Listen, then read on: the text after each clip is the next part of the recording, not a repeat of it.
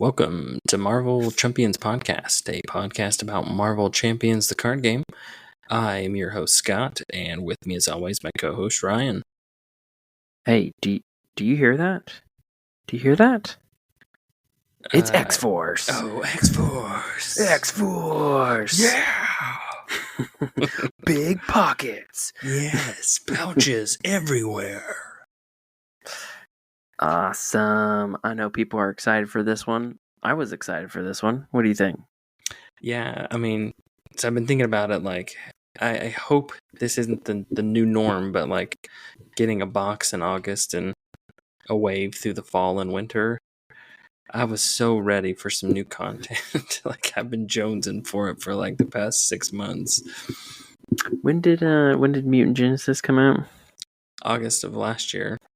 Has it really been a year? Mm-hmm. And then we got we got Gambit and Mojo Rogue in February, and we got Mojo in October, November, one of those 2 months. They came out with Storm before. That's right. It came out really quick. Yeah, they kind of plumped in a campaign scenario. That's right. Mini campaign. That was a good little campaign. I enjoyed Mojo. Yeah, Mojo's good. I think it's one of those where you can have a fun, if you don't want to go through a big one, or you're maybe introducing somebody to have a small campaign. Introduce them to Mojo, one of the more obscure. Yeah, that's true. X-Men. Well, maybe somebody likes X-Men, right? Yeah, but I mean, it's a fun idea. Oh, but sorry, off track. Not talking about Mojo. Yeah. Mojo, he's so last year. We're talking about X-Force. X-Force. I feel like there's like a. Can you like input a giant like guitar wail like? Like a 90s, like, yeah. We'll see what I can do. All right. So we are here. We took the time off away from our employment and from our families for you all to get some quality content, and we played this whole box in one sitting. Well, 2 sittings, but in one day. Yeah. Retrospectively, I tried to be responsible, and I don't think it was the best idea to go get like an eye exam right before we played, and not being able to kind of see for the first like 30 minutes to an hour. Yeah, but it worked out. Yeah, well, I mean, you did play as Domino, and she is Luck, so you're basically playing with luck. You're like, I don't know what this card says. Let's play it. You're right. It just says just discard from the top, so I did it. I didn't read anything on the card. I just discarded it off the top.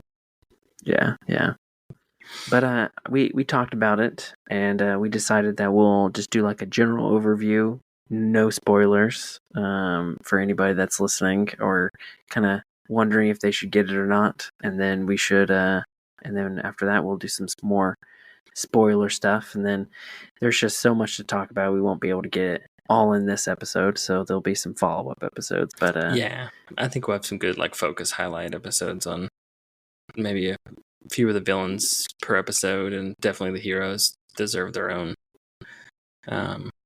episodes. And I still feel like I need to play the heroes a little more to feel like I'm ready to like really delve in and talk about and like pretend like I know what I'm talking about.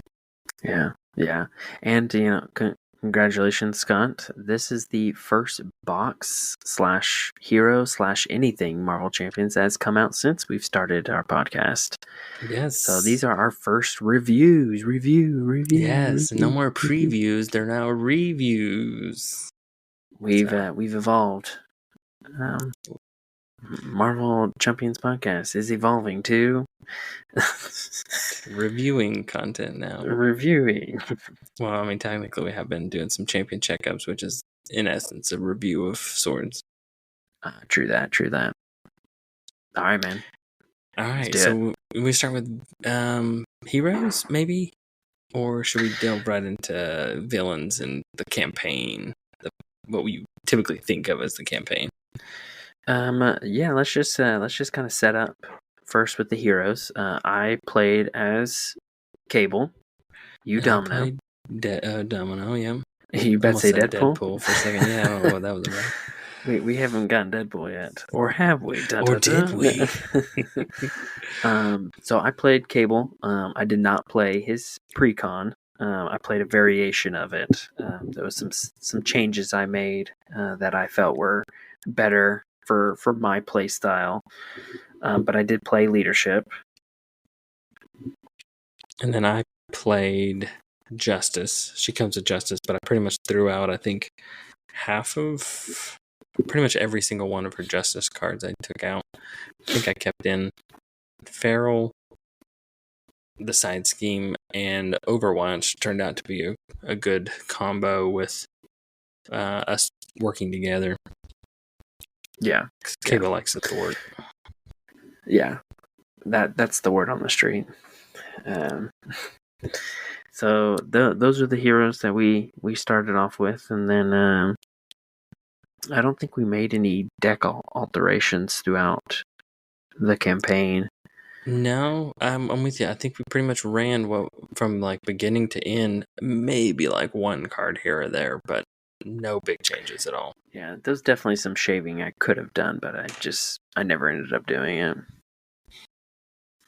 Well, So, I think it's because you kind of got in your groove of like, yeah, you know what works, and you just stuck with it. yeah. At that point, when you play the hero 5 times, you just get into that pattern, and you know this is the card I'm looking for. This is what works with this and this and this.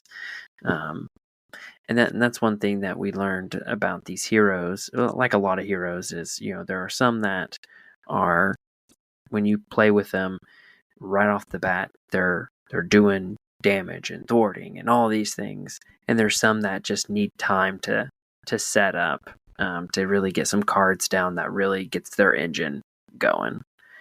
And it definitely felt like these 2 heroes were more on that engine side of things. Not that they couldn't do the other one, but they definitely were enhanced once you kind of got them going. Yeah, I feel like they both come with some really good, strong events. And when you get those are definitely the cards you're playing for that turn.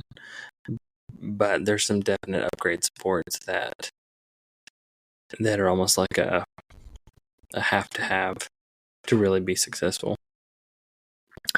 Yeah. I think, we played what they came with, but I think both of them had the ability to do different aspects, and be successful in what they're doing. Like, I played leadership Cable, but I think a Justice obviously would fit with his play style.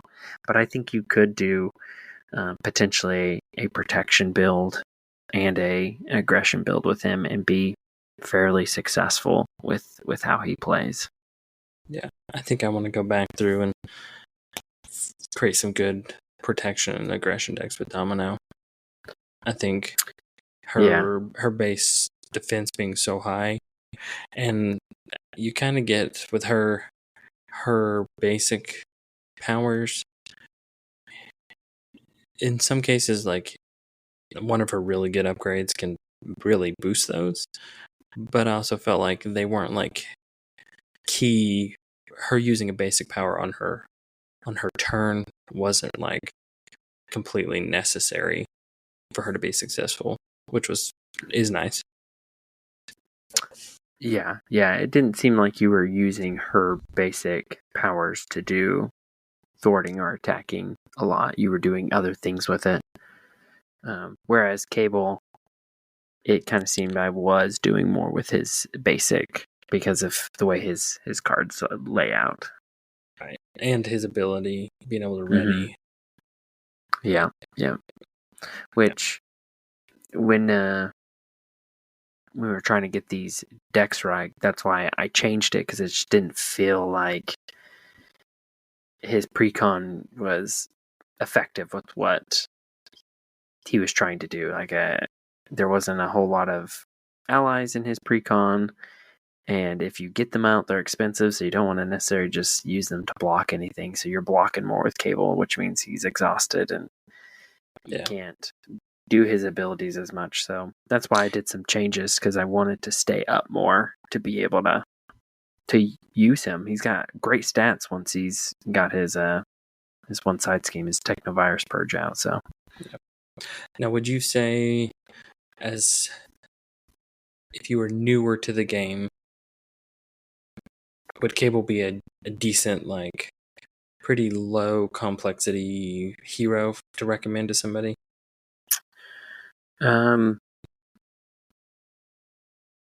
He isn't complex. I personally think he's a complex hero to deck build with, because this campaign box does introduce player side schemes, and that's his thing. So you want to add in player side schemes, but that just takes up more spaces for other cards that you've got to get rid of. So your deck kind of narrows down on what you can add because you want to add those player side schemes. So I found it really hard when I was making the adjustments with his deck of what's most important, because I wanted these side schemes in there. But I think if it was a new player, I think you can pick up on him pretty easily. He's not super complex. But I think if you're a player that enjoys being a benefit to the team as a team game, I think he's really good because his player side schemes helps everybody. And so if you can get those player side schemes done, everyone's benefiting, and that just makes you feel good that you're helping the team as a whole. And the player side schemes are support character. Yeah. I mean, and he can do Sure. He can do most things, but those player side schemes are very supportive for that whole team. Yeah. So, what do you think about Domino? I think Domino has a little bit more complexity with, like, timing and, like, sequencing, but it's so, like, gratifying when you're like, ooh, watch this, and you switch this card to the top of your deck, and then you play this event, and it does amazing, and then sometimes you get lucky, and you'll flip over another one, and it just happens to be a wild, and it'll count as 2, and you're like, oh, that was awesome. I think she's pretty straightforward in what she's wanting to do. The whole jackpot response is nice when her deck gets thinned down. You just keep seeing that come up and up and up and up. And I think my most favorite thing to do with you is being like, oh, look there. It was jackpot on top. I'm like, what? I mean, I put it there, of course. But she was a lot of fun. I think she's one. For me, there's certain, like, heroes where, like, when they first come out, I keep going back and grabbing them and wanting to play, more in different things. And so far for me, she feels that way. It definitely seemed like there were multiple times throughout the campaign I was like, hey, what can you do on your turn? And you're like, well, I can do this, and I can do this, and this, and if I do this, I can do this, and if I move and you just, like, kept going. Like, there were so many options it felt like you could do to help with the whatever circumstances we were in. See, that was the other thing I picked up on her cards. Like, she has a lot, like, her. I felt like there was different times where, like, her signature allies, the ability of one of them was completely worthless for the scenario, but then the opposite one, like, oh, that's exactly what we need right now. We have all these minions and we need them all gone in order to do anything. And I was able to line it up to where she could use her ability or action and it wiped the whole board. But then I don't think I used her more than, like, one other time the whole campaign. Yeah. The other thing I found, like, you want to get her, like, pistols out because those are just, like, free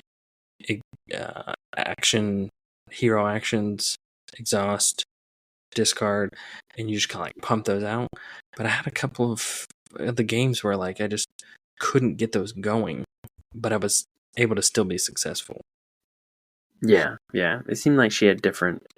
It wasn't focused on one particular card that was, like, clutch for her play. where I feel like Cable kind of has a little bit more of that with his Technovirus Purge. That kind of is a big key card for his entire deck to be successful. I mean, is it absolutely necessary? No, but it kind of is. I think the only other thing that I will say about Domino before we transition to villains,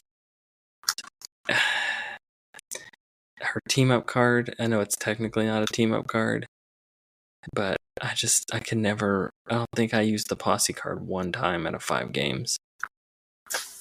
It just, having to have 3 of them out there a single time and then play it and benefit from it, I don't feel like team up cards. There's very few that I feel like are worth anything. Yeah, most of the time when we've done team up cards, it's we're playing the heroes that they affect, and this one you can't ever have that opportunity. Right. It's like a standalone team up. Yeah, I mean, technically it's not a team up, everybody, but it feels like one. It's a team up without being a team up. Right. But for like a heat from heroes for the box, I think these two are really good. Yep, I'd say they're out of the heroes that we've gotten out of all the boxes, I would say this is in the top 3, maybe top 2 set of heroes. They were really good. Yeah, I mean, thinking back, like, just like as an overall hero, I think the Sinister Motives box, I think those 2 heroes are really good. They were, yeah. Mutant Genesis, I think Shadowcat's better than Colossus. I feel like Colossus can be a difficult play. Yeah, so certain villains have a dramatic effect on him. And then everybody hates on Hawkeye, but you liked him. And he did well. Hawkeye. And I like Spider-Woman. Hawkeye is as strong as Hulk, so that as long is as he has true. his bow, he's as strong as Hulk. And he's got that awesome haircut too from the movie. He does. The other thing that, like, in general with campaign boxes that I've noticed that I fall into the trap is when we do campaigns, you play a hero, I play a hero, and I feel like whatever hero I didn't play gets neglected by me personally, and I really have to make an effort to like go back and play them. And I can look like every single box, like Spider-Woman, haven't really played her much. Spectrum, haven't really played her much. Yep. Miles, I played him a little more. Groot, I played him very few. I would say Mutant Genesis would be the only other exception, and even then, Mutant Genesis was kind of the asterisk. That's a weird one. Yeah. Because they had 2 other heroes that dropped at the same time, so you weren't forced to play the 2 box heroes. Yeah. No, I agree. I think that's similar to me. Is the heroes I tend to not play as much from that. So, and with how cool Cable looks, I definitely think it's one I gotta focus on. Yeah, he was a good one. I would definitely I'd return to him. I enjoyed him. Yeah, I think we should take both of them through another campaign. Switch it up, different aspects. Yeah. That'd be fun. All right, villains. All the Morlocks and the Marauders. Now let's just do an overview, and then we'll get into spoilers, because I don't want to talk about every little thing about this and not talk about the campaign. And I say we still would try not to do any spoilers. I think we should try and be as vague and like broad as we can. Fair enough. So scenario we can always save those for more. Yeah, because I figured we'll go into like more like Siege, just with scenario 1, and these are our thoughts and blah blah blah. Yeah. All right. So I'll kick us off. I really liked the multi-villain strategy with this one. You have like 7 different potentials, so it makes the replayability significantly higher than some of the other ones, multi-villain. They all do different things. So you could prep for like one villain and just get one that's completely opposite of your strategy, which can really hose you up, which I like. I do like that these, because they all have they either do something bad or they get 2+ attack, right? For the most part. There was one, Grey Crow. Man, that guy's rough. Especially if you have like a hero that has his whole thing is highest cost card. He gets the printed cost added on to his attack, so he's rough. Some of the other ones aren't as bad. Yeah, they each. It's probably one of those things that each hero, there's probably at least one of them that is their nemesis. We'll say, where if that one comes up, you're like, that really hurts me. Yeah. Because there's 7 of them, right? And there's bound to be one that's like geared towards that hero's thing. That just kind of here we go. Because you could be playing with like a storm, and there's tons that are like confuse a character you control or stun a character you control. Well, if you can go gain stalwart, that's like nothing, right? Same thing with the one who's like, give him a tough status card. If you got somebody running piercing, who cares, right? Mm-hmm. Yep. That's what it is. So I do like that. It makes it very. It varies from game to game, and it can either be to your benefit or it could be to your hindrance. So I do like that. For me, the thing that I liked most about the scenario was the scenario itself and how it flowed. It kind of had like part 1 and part 2 of the scenario, and they obviously they place kind of similar, but it shifts on you, and so you have to adjust a little bit of how you're playing. And I like that mid shift, and it wasn't an optional shift. Like it forces you to follow that shift. I liked that progression. Just the natural progression that the game is causing you to go down. I liked that, and there's some benefit reward depending on how you got to that point. Yeah.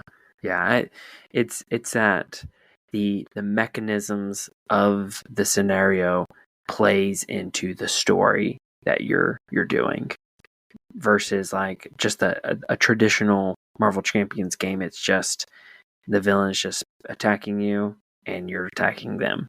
Yep. And that's the basis. But this one it changes it, and then that change is part of that story, and so it makes sense. The mechanisms make sense with the story, and so that was really nice to see. The other thing that's kind of similar in that, I do like, as you progressed through the game with the villains, it did kind of ramp the villains a little bit. You know, a few cards have been spoiled, so I'm not gonna be like super in detail, but when you kill one of the, or defeat one of the villains, you put them under the routed environment, and there's certain encounter cards that say if there's 1 under there, do this. If there's 2 under there, do that. And I like how it made the game to be able to boost the difficulty up slightly as you're going through the game or through that scenario. Yeah, because individually, each one's pretty weak. But when you start adding those additional, like, hey, I beat one, great, it makes it tougher. It's a nice progression of difficulty as the story goes. Yeah. So yeah, I think as a first scenario, I think this has definitely been one of the better first scenarios that we've had. Personally, better than the last one. I'm not a fan of Sabretooth. The slog of Sabretooth.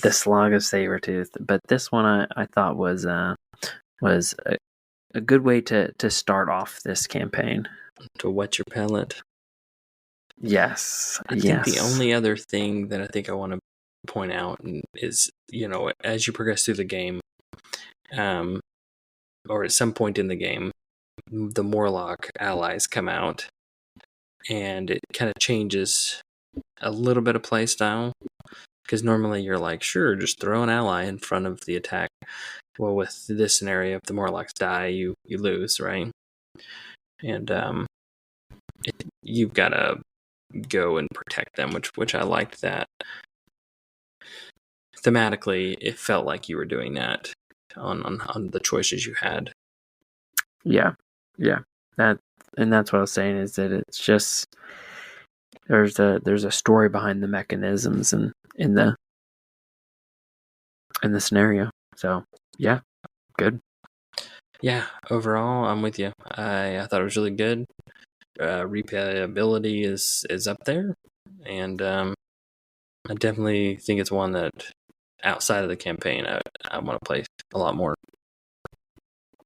Yeah, I totally revisit this. It wasn't the most difficult scenario. There really wasn't a whole, and again, this could be that the heroes were a little stronger. But there really didn't seem to be any moment of like serious concern that we could be losing this. But I think at harder difficulties, there could be those moments. All right, scenario 2, on the run. On the run. So the big thing with this one is you still take all the Marauders and you pick one. In the campaign, you pick one that wasn't the ones you've already defeated, so you have fewer options, but you haven't seen them yet, which was nice. And then they kind of become the main villain for the scenario. And the cards were spoiled, so I figure we can talk a little bit about. This one, I felt like the concept was good, but I just felt like it wasn't as impactful as it sounded like on paper. Yeah, when we were setting it up, I remember the Marauder that we randomly chose, and I was just looking. I was like, "This is gonna be the worst," and like this is a terrible combination for us, and it's just gonna be a headache to play this one. It's gonna be tough. And then we get going, and then we found, I guess, the loophole. I don't know what you would call it, but we were able to basically game the game and completely work around the villain. And it just when the time was right, we just jumped on it and just obliterated them. Because the main villain gets an attachment that pretty much says when there's a Marauder minion out, he's gonna scheme instead of attack you. And then this particular one, the main scheme threats faster, so it's like they're trying to run away, right? They're trying to get away. They're escaping with hope. That's literally the name of the main scheme, and that's the way it wants to kind of feel. But I didn't really feel that sense of pressure with it, like it was trying to do. I just didn't feel it. Yeah, and I think that's part of that. How we just gamed it is we had the right setup with the right minions and the right villain that the villain really wasn't thwarting as much as I think the scenario intended. Right. And we weren't taking damage as I'm sure the the scenario intended, and so we just kind of was like, well, if we're in this weird spot, we might as well just build up real quick and then we'll just wipe the floor. Yeah, because that was the thing, is the minions aren't overly difficult. Like, they're kind of that mid-range of health, 4 or 5-ish. But I just felt like we were able to deal some decent damage to kind of get rid of them. So, like, he was always willing to attack, and we were able to kind of work around him attacking. I mean, in each of them, like, half of them have guard, half of them have patrol, So they're trying to like slow you down, which I like that aspect. And they're trying to protect that one main villain getting away. I did like that. I thought thematically that was kind of ingenious how to incorporate those keywords and make it feel like you're kind of chasing them, but they're kind of slowing you down. But when we played it, I just don't feel like it really hit. Yeah. I definitely want to revisit it, because I think the scenario has more to offer. I felt very similar to when we play Mutant Genesis, when we played Master Mold. When we first did that as part of the campaign, we just absolutely dominated him, and it was like, wait, was he supposed to be hard as like the 3? And we've since played him again, and we had a more difficult time. And I think in that case, the heroes that we had, and just, I don't know if it was luck or just how it worked out, we moved very quickly on it. Yeah. And I think this one was very similar. It's just, we just kind of moved quickly, and it didn't give the chance to the scenario really to develop the way it's supposed to. Yeah. And we didn't really say it, but like scenario 1 and 2, with our experience in our particular plays, they felt like they were enjoyable, but they were kind of on the easier side. Yeah. With our heroes, they were pretty easy.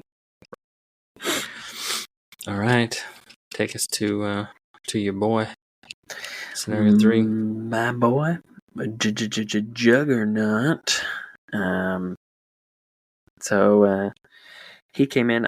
He was one of the most anticipated, I think, as a overall community. I think a lot of people were looking forward to Juggernaut. He was one that I was looking forward to. I don't think he was the one I was looking forward to the most. I think that might be the next scenario. But I was excited to see how he played. If my main concern going in is that he was just going to be a Rhino 2.0. But for me personally, I don't think he was a Rhino 2.0. I think he had a little bit more to offer. Yeah, I think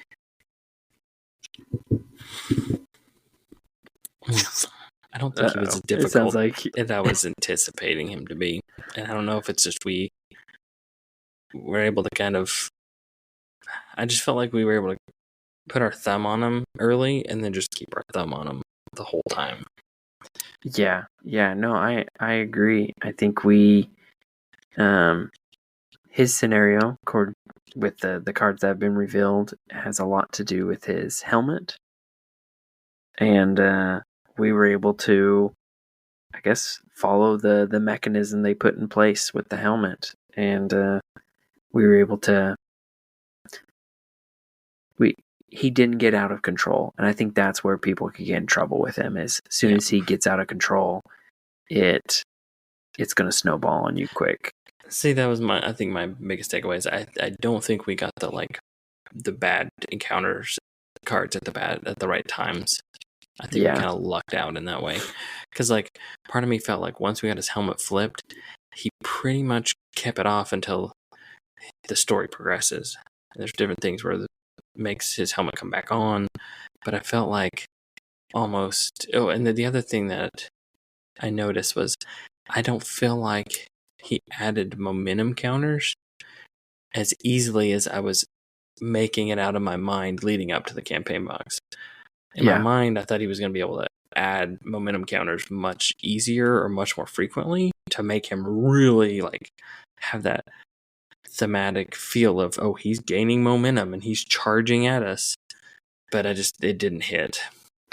Yeah, it kind of seems like he's going to be placing a lot, and it just didn't happen in our scenario. Yeah, and I said, I think it was just how the luck of the draw and how the cards fell.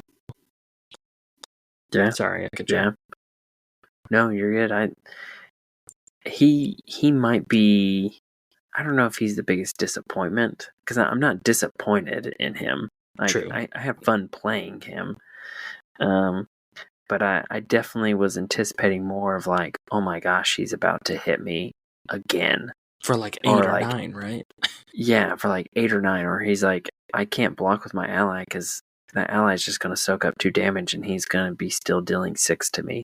Because, you know, his big thing is those momentum counters and he's going to gain overkill and so on and so forth. And it just never, again, kind of like scenario 2, it felt like we were able to move around the whole mechanism of the scenario and beat him. Yeah. I will say that he did have one treachery card that, you know, through the sequence of plays, he's already attacked both of us. And then the treachery comes out, and it's something to the effect of Juggernaut attacks the character or an ally with the lowest remaining hit points, which I could see really going badly, especially if it was a Hope Summers, because I think this is the first one that actually introduced Hope Summers as a playable friendly character. Yeah, the campaign for this particular scenario can be pretty devastating with the wrong card draw. And we did get a card that was like that, but thankfully I think you had less health or something. Well, it was either that or I was able to defend. Like, I didn't defend during my attack, so I was able to do other things to throw myself or somebody else in front of it. Yeah. I remember when that came out where I was like, oh my gosh, this is how you lose so easily. Right. Because that's the whole thing with Hope is if she dies, you lose the game. I do like how they introduced that alternate loss condition. Yeah. That's what she does. All right. Like you said, he wasn't disappointing, but I just don't think. And you know, there's a lot of things in life. You work yourself up in your mind thinking it's going to be this or that, and it wasn't that. But I definitely think it's one I want to play again. Yeah. More. Yeah. Obviously, I'm going to play it again, but play more. Yeah. So far out of the 3 we've talked about, all 3 of these I want to play again because I think every scenario deserves at least a few playthroughs, especially with different heroes. Just to get that variety to see like how that scenario really is. But yeah, I'm excited to go back to him and see and actually watch him be a juggernaut. Right. So at this point up into our campaign play, we're like, it's been enjoyable and fun and a good challenge, but it hasn't been challenging. Yeah. That's correct. how I felt. Yep. And then we got into scenario 4. Mr. Sinister. This is the one that I was most looking forward to because I like Mr. Sinister. I think he's a fun bad guy. So what do you think? And I think his scenario was. I think his scenario might be my favorite. I really liked it. I think it upped the ante a little bit, so it was a little tougher, and I liked it had variety in it, and it made him be changed, and you can get different combos later on every time you play it. And his cards were like that fine sweet spot where they were brutal, but not too brutal that you're just like, oh my gosh, not another one. Yeah. So they were just enough to be like, dang, I hate that I got this, but I can still play and work around this. It was annoying, but it wasn't like devastating. Yeah. This is the first kind of scenario in the ones we've talked about so far. Like, I really felt this sense of like pressure and like, oh man, there's nothing we can do to prevent this from progressing. Yes. I thought it played a little different. Thinking about it, I think it plays similar to Crossbones in that aspect. Is that his scenario moves quickly when it comes to schemes? Yeah, it's like go, and then I do like when you get to a certain point, it does kind of pull back a little bit, but only in the aspect of it being so quick. At that point, he's set himself up, which is kind of Yes. nice. Is, typically you as the heroes are getting yourself set up, and then you're like, you get this, this climax of the game where you're like, okay, everything's shifting now, and just go, right? And I feel like this was one where I felt that like happening for the villain,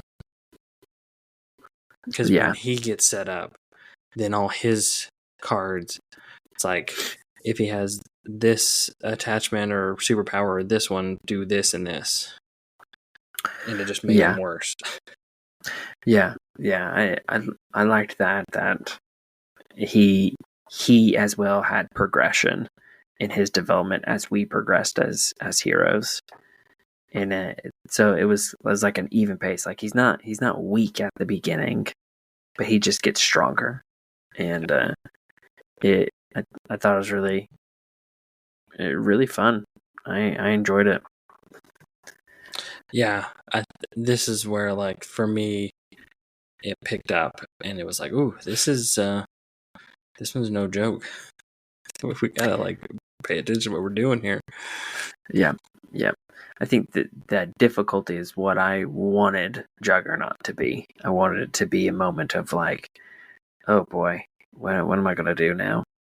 Yeah.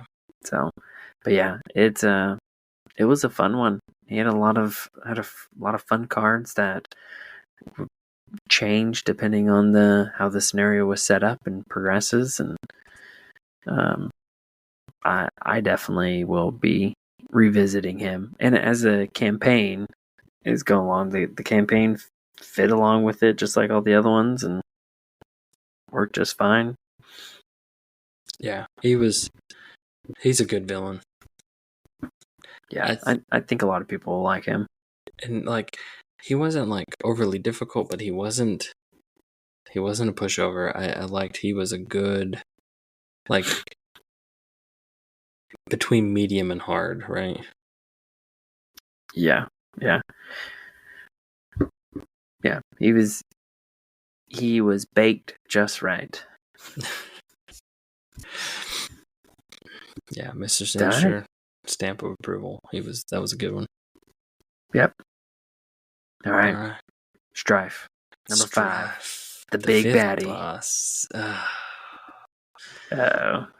No, he was definitely probably the most difficult, but it wasn't so much like him as the villain. I felt like he had the worst encounter cards that kept coming out, and you're like, holy cow, what am I supposed to do with this? And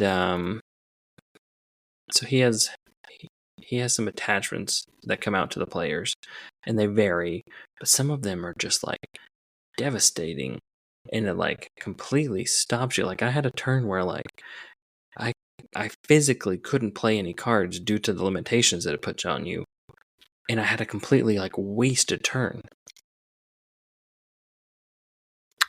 Yeah. Was that the one that you did and then I was able to do something that helped? I can't remember. No. It was a one that increases the cost of certain cards. And I just physically did not have enough resources to play a card to get rid of the attachment. Yeah. Awful. Now, it came out again later in the game, and it didn't matter because this was early game, and it mattered because we're trying to set up. Later game, it didn't come into play as much, and I didn't really care about it. But, oh, man, it was like a complete turn killer. Yeah. His scenario reminded me a lot about Magneto. And I think I told you this when we played. I was like, I felt like we were playing Magneto again.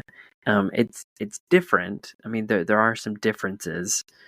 But kind of like the difficulty level and how Magneto has his magnetic cards, encounter cards that are not very fun to get.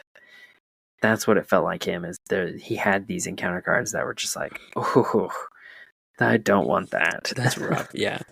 So the interesting with him is because of his like side schemes that come out, it forces you down one of two paths. It's, do you go kill Strife fast enough for this not to matter? Or do I go and I take care of this side scheme because it's got so much threat on it? But then you still have to have some kind of balance, because you don't want the game to progress to like the next part of the scenario with him having full health because you only focused on taking care of his big side scheme. Yes. Unlike Magneto, where you're stuck having to do thwarting, right. And this one gave you those options. Magneto 2 tells you, like, you can only do so much damage to Magneto before it just stops doing anything to him. Yeah. And this one, you're right, because I think I started to thwart the scheme, and you're like, well, maybe we don't need to thwart it quite yet. And I was like, oh, yeah, I guess if we just kind of whittle it down to where we need it to be until the right moment. Yeah. And that's what we ended up doing, and I think that helped. I do like that. It made us think and strategize a little bit more than we've talked about. Some Marvel Champion scenarios are attack, thwart. Those are my two things I'm doing, right? The complexity of some of these scenarios was good, developed well, and was not just your standard attack, thwart. I like that.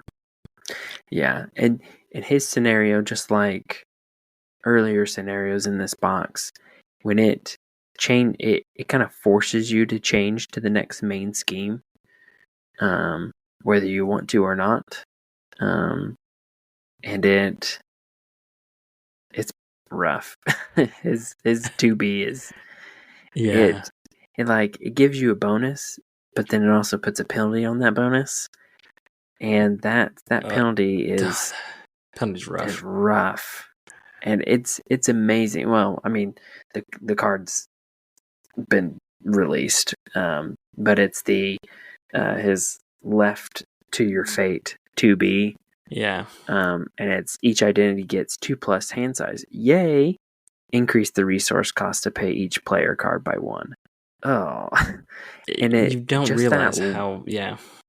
Yeah, like you were about to say, that one cost is devastating to player decks, and in many ways, especially like I had a couple of 0 cost cards. It's like, oh, okay, that's no longer 0 cost. It's 1 cost now to do this 0 worth ability. Yeah, when you kind of build your deck around a low economy, that can hurt. Yeah, it definitely didn't feel like 2 hand size was enough for the 1, but I guess it shouldn't benefit you. Right. So another thing that I like is they didn't just automatically give Strife Stalwart. I like that when he got to a point, he gained Stalwart, which I like. I'm not a big fan of a villain just naturally having Stalwart. I like some way of getting rid of it, or it gets added at some point in time. Yeah. The other thing I was going to say with him, his whole main scheme on 1 and his attack interrupt is that he gets those values are based off of the most common card type in your hand. And I felt like I was worried about that leading up to the campaign. Like, that just feels like it could be really bad. But I felt like it hit well. I don't think like it was too much. It seemed like it was always around the realm of 2 or 3. Yeah. I liked his ability, and I didn't think it was overly bad and wasn't overly weak. Yeah, I felt like it was a good balance. Yeah, when we first saw the cards, I was a little worried about it, but ended up kind of being a pretty good balance. So I'm glad that worked out pretty good. Yeah. Yeah, and it was a different mechanism they chose for the villain, and I think it worked overall. Yeah, except for that one encounter card that really made it rough, and I got that twice. Which one was that? That was the one where you have to look through your Oh, the you have card to types. discard cards? Yeah, that one did stink. I got that twice, and it created a rough situation where I was like, well, I have good cards, but I have to plan for this turn. So ultimately, I need these cards. Well, and mentally, you've already drawn up and kind of looked at your cards going into the villain phase and planned. Yep. And like, I'm gonna do this next turn, and it completely wipes that out. Yeah. That one. I will say it really stunk, but it wasn't overly bad. Because you were able to recover somewhat from that. Like it wasn't, hey, discard your hand. That's it. But Right. it was more like a discard your hand, draw back up. Yeah. With the last couple minutes we have here, I think the only questions I have to you is, how do you think the campaign cards felt in like the progression of the campaign, and what are your overall thoughts on the introduction of player side schemes? Great question. First off, player side schemes, I love them. I think they're fun. I think you can put one in every deck and it'd be worth it. They definitely are better multiplayer. Not that they're not beneficial in solo, but they scale very well for all player counts, and they're super helpful. I felt like the timing of them were really nice. There was just like times where it's like, hey, I can play this and we can get this really good card out for free, and it's like the exact thing we needed. Yes. They almost like not get out of jail, but like you said, it was like as long as we could set it up, we were like, all right, perfect. Let's just thwart this last 3, and boom, now we've got an upgrade or support or whatever it is. Yeah. It was they were really nice. I enjoyed them. I'm excited to see how they can develop them to be different. Because there's a lot of, I guess, general ones. Like the protections I give one a tough. So maybe they'll have one that comes out and says, ready everybody, or ready a hero or something. Right.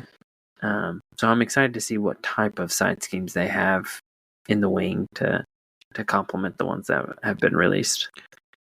So do you think the opposite developers will try and incorporate those? Because this is like Tony's baby, right? Do you think Caleb's gonna be like, I want to do a player side scheme in this wave? I mean, I think they'll continue to support it. I think you're not going to see. I think you'll see quite a bit this wave, but after that, I think you won't see a ton. Slow down, like preparation cards. Yeah, like the preparation cards. Yeah. So that's to be expected until maybe another cycle where there might be a hero that has a little bit more involved with player side schemes or something, and Sure. and it might come back. But I enjoy them. I think they're a great addition. They change up the game, and I think they are a big part of the campaign. They're very central to the campaign, so it makes it feel very much like a Cable campaign. It was built for him. Yeah.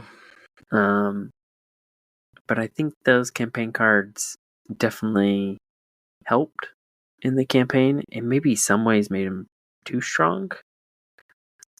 In the campaign. How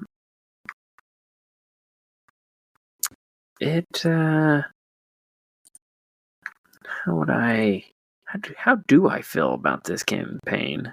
The campaign cards. As Cable, I liked them. I loved them. But as like a gameplay scenario, I think they're okay. It's not my favorite way they've done it. I think I liked Sinister Motives a lot. And I liked Mutant Genesis. I did like the ability to just take the cards that are already existing and creating new combos with them with the aspects. I really liked that. So this one's just okay for me.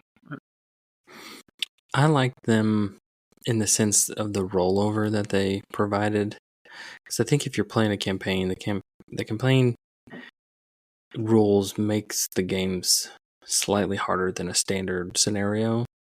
Mm-hmm. And that was one thing with Mute Genesis that I think lacked a little bit. There wasn't as much rollover from scenario to scenario, but I didn't feel like it built off of each other. This one I felt like you kind of built up a little bit, and you going into those harder scenarios 4 and 5 a lot more set up and able to kind of manage some of those campaign specific difficulty enhancements. Yeah. I liked them. I don't think they were like too overly good. I mean, some of the cards were good, like the safe house. That thing is sweet. As long as you can flip down, that's the only thing. Is there were some scenarios, Sinister, you couldn't really flip down very often. Yeah. There was they weren't bad. They were good. They were helpful. You had to work for them, which was good. But once you got them, you got them. I do like some of the variety in the ones that you kind of had to like remember they were there. There was like one that gave you like +1 defense. Oh, I guess I spoiled them too bad, but there's one that like increased some of your stats. Spoiler. And then there's some that like decreased cost of certain cards, which I like the variety it gave. Yeah, because in some heroes, this particular one does nothing for them, but this one over here is like gonna really bump them up. Yeah, and that's what we had to do, is kind of figure out, do we want this or do we want this? How does this work? And so that's what we did. We picked the ones that we thought were best towards the beginning, and then just kind of added whatever else was coming. It's all about those pouches, man. That's right. There's nothing like discarding that from the top of your card and getting to count those 2 wilds as 4. Domino. Yeah, those dominoes were falling in order. Bang, bang, bang. Yeah. Oh, man. What do you think overall campaign? I thought it was worth the hype. This one was fun. Oh, worth the hype. Yeah, if that's like one of the categories, like worth the hype. Yeah, really good. I think it's one I can go back to and play a campaign again. Sometimes I fall into the trap of I play the scenarios independently and don't go back through a full campaign as much, but this one I definitely want to do another campaign. Or more campaigns. Yeah. I would agree with you. I definitely want to play the campaign itself as a whole. I think it'd be fun to do. I think other heroes can work really good with this one. I think as like, should you purchase it or not? Obviously, that's your decision. But I think the addition of the player side schemes is something to consider. Those new cards are good. Yeah, it's nice to have. This would be a good one to bring in to really fill out a pool of cards. The other thing I think is you get 2 really good heroes and you get really good villains. Yeah, you get some solid villains. Villains you could play standalone, or you can definitely play as a campaign. Yeah, I don't know if I would say this is my favorite campaign box that has come out. I'm still deciding. But I do think it's probably maybe in the top 3. It's definitely in the top half for me. I'm with you. Yeah. I haven't decided yet, but I'll definitely tell you it's higher than Galaxy's Most Wanted for sure. Yeah, and probably Titans. Yeah, it's Mad Titan Shadow. It's not the bottom. I think for me too. I think it's above Titan Shadow and it's above Guardians. This is where it starts getting hard. Yeah, I think for me, I think I like it more than Mutant Genesis personally. It's all because of Sabretooth. That stupid Sabretooth ruined it for you. See that? Well, honestly, it kind of does. Sabretooth is a blight on that. campaign box. I It's like feel, the redheaded but all the stepchild of the box. yeah, all of these I would go back to, but Sabretooth, we have gone back to him, and I have not sweetened up on him. Yeah, no, I'm with you. That one is a tough. I remember playing that one two-handed by myself, and it's a game that never ends. It's the game that never ends. All right. Well, if you've been able to play NeXt Evolution, feel free to send over your thoughts. We'd love to hear how you're liking it. If you've ran through NeXt Evolution with some different heroes other than Cable and Domino, that would be fun to hear about too. You can let us know by emailing us at marvelchampionspod@gmail.com. And remember, if you want to go from a chump to a champ, listen to the Marvel Champions podcast. Thanks, everybody. X-Force. X-Force. Yeah. Yeah.